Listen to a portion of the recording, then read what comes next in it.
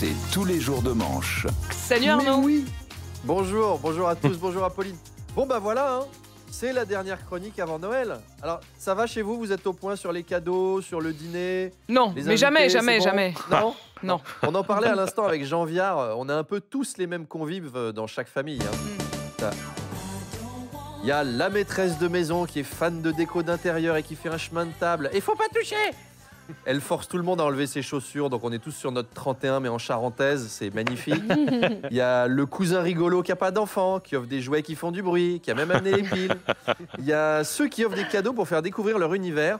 Alors, gardez quand même à l'esprit que ça doit faire plaisir à la personne en face. Hein. Charles, je m'adresse à vous. Je sais que vous voulez offrir à Manu des mini carottes de Rungis. Ah oui. C'est au moins des grosses carottes. Des grosses carottes, c'est mieux. Cette année, j'ai une cousine qui veut offrir à mon grand-oncle le petit traité d'éducation féministe de Mona Chollet. Et lui, il veut lui offrir le livre de Jordan Bardella. Je pense que ça va pas matcher. Donc, faites gaffe. Allez, l'actu. Emmanuel Macron est à Mayotte. Décidément, hein, un cyclone, Bayrou Premier ministre, une visite de Macron. Cette île aura souffert ces derniers jours. Le président qui est venu expliquer « Je n'ai jamais lâché Mayotte ». Et heureusement qu'on l'a, cet homme-là. Hein. C'est fou comme il fait toujours tout bien, c'est fantastique. Je le regardais parler aux victimes. Alors, il leur demande « Bon, alors, où est-ce que vous avez besoin d'aide ?» Et il y a quelqu'un qui lui répond « Ben, partout. » Non, mais partout, c'est pas une réponse authentique. Non, il a vraiment répondu réponse, ça hein. Si, c'est pas une réponse partout. C'est une réponse, hein. Tout est détruit, il n'y a qu'à voir les vidéos. Alors, beaucoup de Mahorais demandent de l'eau, déjà. C'est François Hollande qu'on aurait dû leur envoyer, en fait. Hein. François Hollande était passé pour faire un discours. Emmanuel Macron s'est donc rendu sur place avec Jean-Noël Buffet. C'est le ministre des Outre-mer. Et il avait aussi 4 tonnes de denrées alimentaires. Donc, il est venu avec 2 buffets, finalement. Et il a visité le centre hospitalier de Mamoudzou, qui est ravagé. Hein. Donc, oh, un hôpital délabré, du personnel à bout. Mais c'est comme chez nous, en fait. Sauf que là, j'y suis pour rien, hein, quand même. C'est pas moi. Dites donc, qu'est-ce qu'il y a comme Mamadou dans votre hôpital? Vous l'avez vu? L'article du Monde, vous l'avez vu? Où il raconte que les urgences sont pleines de Mamadou. Donc là, il a promis de rebâtir Mayotte, mais en mieux. Car ce cyclone est une opportunité. On va faire une start-up Mayotte. Je ne vois pas un bidonville détruit. Je vois un futur open space. On va mettre des pistes cyclables, des rooftops végétalisés. Mamadou, demande à Mamadou d'aller chercher Mamadou. Et avec Mamadou et Mamadou, on va reconstruire Mamoudzou. Vous savez, il n'y a pas de difficulté. Il y a un cahier des charges à définir pour optimiser l'expérience utilisateur des Mahorais. C'est ça qu'on va faire. Arnaud, Paul Watson, le défenseur des baleines, a été libéré. Oui, il était emprisonné au Groenland depuis 5 mois. Ce qui est dur, hein. Je veux dire, déjà, 5 mois de liberté au Groenland, c'est pas fun. Il n'y a que des barres d'immeubles, de la boue, il fait nuit. 8 mois par an, il fait nuit. On dirait Grenoble, mais sans les fusillades, remarquez.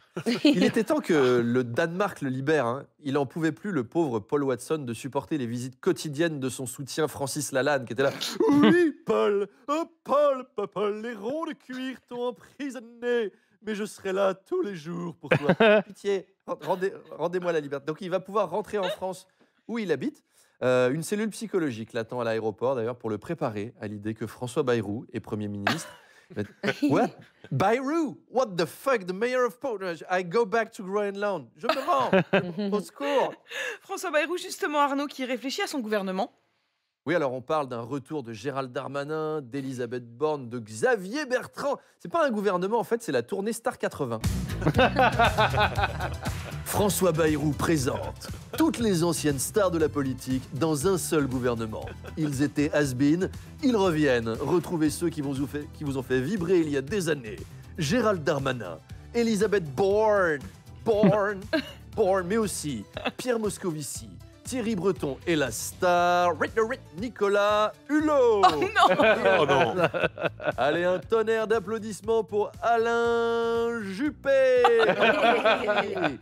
Salut les Véronique, salut les Nathalie, salut les Sylvie.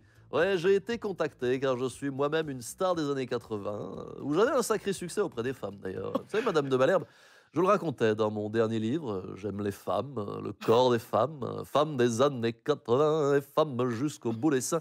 Vous savez, je trouve que j'ai moi-même réussi l'amalgame de l'autorité et du charme. Là, c'est bien. À faire pâlir tous les marquis de Sade, je vais t'aimer, Valérie.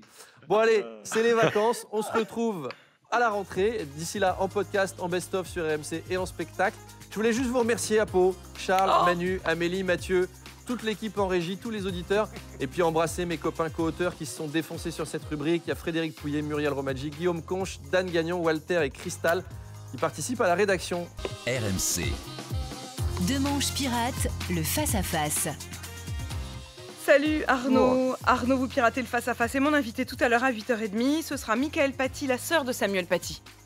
Oui, car aujourd'hui, c'est le verdict du procès des responsables de la mort de Samuel Paty. Alors, les peines requises sont faibles.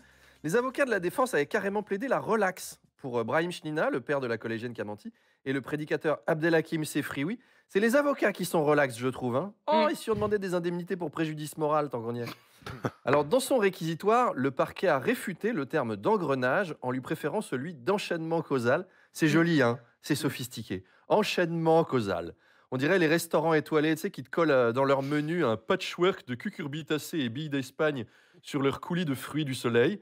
Et en fait, c'est une salade concombre tomate avec de l'huile d'olive. C'est un peu le même principe.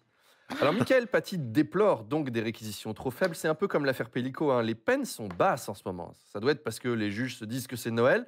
Précisons quand même que les accusés n'ont pas été sages cette année. Alors, l'éducation nationale a-t-elle tiré les leçons du drame de Samuel Paty? Moi, j'en ai parlé à un fonctionnaire très haut placé du ministère qui m'a dit non, on a tout prévu. Si ça arrive encore, on a stocké des fleurs, des bougies, des nounours, comme ça. Quand ça arrivera à nouveau, on sera prêt. Je pense qu'il y a encore des progrès à faire, hein, Pauline. Quand même. En tout cas, une nouvelle fois, cette affaire est l'occasion de rappeler l'importance des profs. Sans les profs de géo, les premiers ministres diraient que Mayotte n'est pas sur le territoire français, par exemple. Tout à fait. Sans les profs de maths, Bruno Le Maire se serait encore plus planté dans les calculs du budget. Sans les profs de droit, Nicolas Sarkozy n'aurait pas de bracelet aujourd'hui. Donc rendez-vous avec Mickaëlle Paty pour le face-à-face. Alors, c'est un face-à-face, mais qu'elle en soit certaine, ce matin, on est surtout côte à côte avec vous, Mickaëlle. Rendez-vous à 8h30. C'est sûr.